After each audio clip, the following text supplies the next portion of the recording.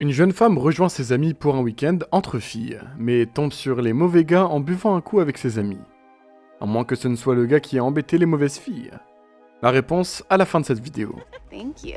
The boys next door offered us shots. I will be right back. Yeah, she's something special. La première scène du film nous montre un corps qui est en train d'être traîné par une personne mystérieuse.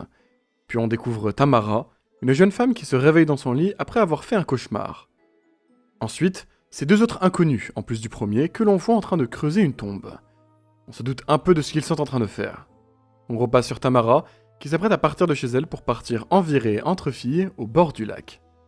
Juste à cet instant, Tamara tombe sur Jerry à l'entrée, un gars qui en pince pour elle, et shérif adjoint à ses heures perdues.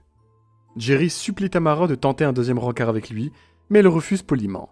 Elle promet cependant de l'appeler plus tard et ils se disent au revoir.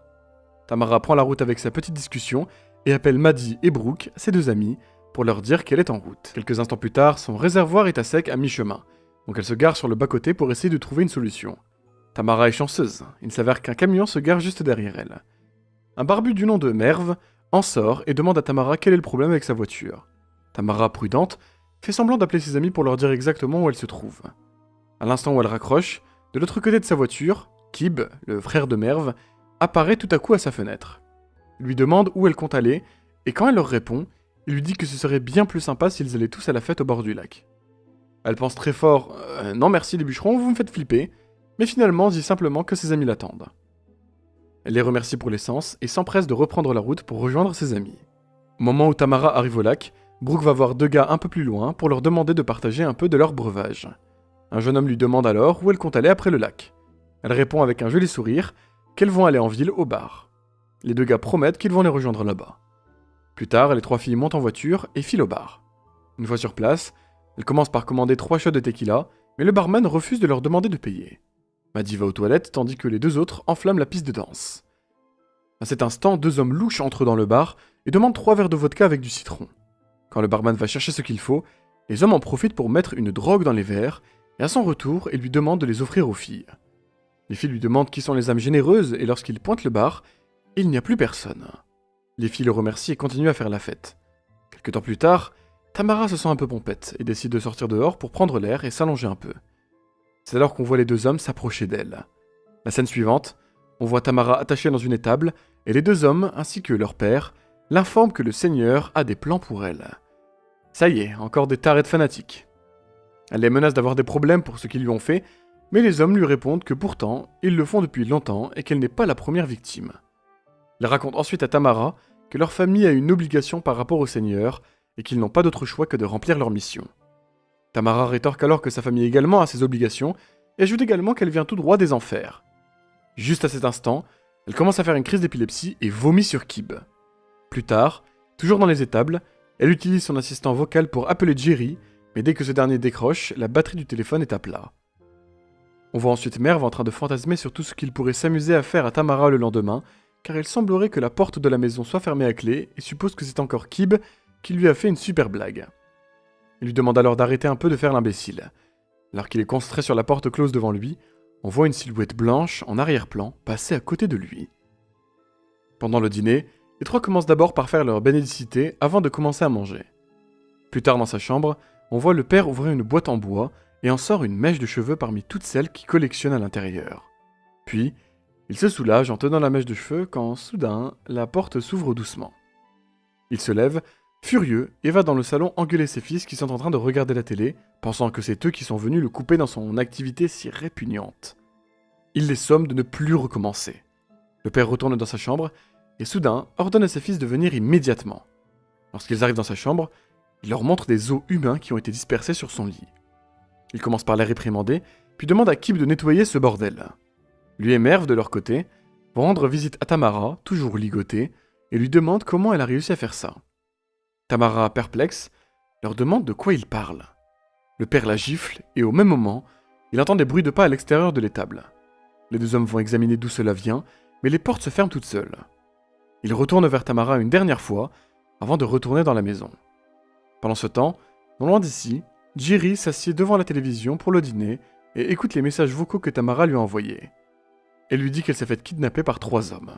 En parallèle, le père dit à ses deux fils qu'il pense que Tamara est le démon et qu'elle a ramené toutes les filles qu'ils ont sacrifiées pour les hanter. J'aurais pas forcément pensé à ça en premier à leur place, mais justement, je ne suis pas à leur place. Le lendemain matin, le trio retourne dans l'étable et détache Tamara. Ils veulent la préparer pour un rituel de purification qui consiste à la mettre devant une bassine pleine d'eau et à lui demander si elle accepte le Seigneur comme son sauveur. Ok. Elle ne répond pas, alors ils immergent sa tête, ils répètent le procédé jusqu'à ce que la troisième fois, elles disent au père que c'est bon, elle l'accepte. Suite à cela, ils la ramènent dans l'étable. En arrivant à l'intérieur, ils découvrent tout un lot de cordes nouées de façon étrange. Immédiatement, le père leur demande de les brûler et commence à creuser un trou. Kib n'est pas d'accord et dit que Tamara n'est pas un ange et n'ira pas au paradis après le sacrifice. Son père le force et il finit par obéir. Dans la scène suivante, on voit Jerry entrer dans le bar du début du film pour interroger le barman à propos de Tamara et des hommes de l'autre soir. Il n'obtient aucune vraie piste et s'en va. De retour au ranch, Tamara s'est détachée pendant que Kib creuse la tombe, s'approche de la porte et observe aux alentours mais ne voit pas Kib. À cet instant, Kib apparaît derrière elle et il commence à taper un débat sur les anges et les démons. La dispute devient violente et il finit par se transpercer avec une fourche et tombe dans la tombe qu'il avait creusée lui-même. Peu après, c'est Merv qui sort de la maison et commence à pourchasser Tamara qui est partie en courant dans les bois. Quelque temps plus tard, le père se réveille dans la maison et appelle ses fils mais n'a aucune réponse. Il les cherche et tombe sur le corps de Kib dans la tombe. Soudain, il entend des pleurs venant de la forêt. Ici je veux dire quelque chose. J'apprécie vraiment que vous soyez abonné à notre chaîne, car 95% des gens regardent nos incroyables histoires, mais oublient de s'abonner à notre chaîne. Alors abonne-toi maintenant, et profite du reste de l'histoire. Il va voir d'où cela vient, et se fait assommer après être tombé sur deux femmes en robe blanche qui portent des masques effrayants. Il s'avère que ces deux filles sont Maddie et Brooke. Tamara, de son côté, est encore en train de courir dans les bois, se bat avec Merv et parvient finalement à l'assommer à l'aide d'un gros caillou. Tamara traîne ensuite le corps de Merv dans l'étable, où Maddie et Brooke l'attendaient avec le corps du père. Plus tard dans la soirée, on voit Jerry sur l'autoroute à la recherche de Tamara. De leur côté, les filles réveillent les deux hommes et leur dévoilent qu'elles les observent depuis un bon moment maintenant. Les filles gloussent et leur disent qu'ils vont maintenant tous ensemble jouer à un jeu qui s'appelle les 16 anges, nombre correspondant au nombre de filles qu'ils ont kidnappées. Elles expliquent qu'ils disposent de 16 secondes pour se détacher et s'enfuir. Le père parvient rapidement à se libérer et abandonne son fils, mais se prend très vite une cartouche et tombe au sol. Jerry, de son côté, entend le coup de feu au loin et appelle des renforts. C'est maintenant au tour de Merv de se libérer et de s'enfuir, mais il se prend une cartouche aussi, même tarif. Jerry arrive sur place peu après, et ils partent tous ensemble. Avance rapide, et on retrouve Maddie qui reçoit un appel de Brooke et qui demande à Tamara de lire ses emails. En ouvrant sa boîte, elle voit un avis de disparition d'une jeune fille. Tamara sourit à Maddie et dit « Virée entre filles ». Le film se termine en nous laissant supposer que ces jeunes femmes sont des genres d'héroïnes vengeresses locales. Si vous avez apprécié ce résumé, appuyez sur j'aime et partagez cette vidéo. Abonnez-vous pour découvrir de nombreux films parfois méconnus. Merci encore de nous suivre et à bientôt pour un nouveau résumé.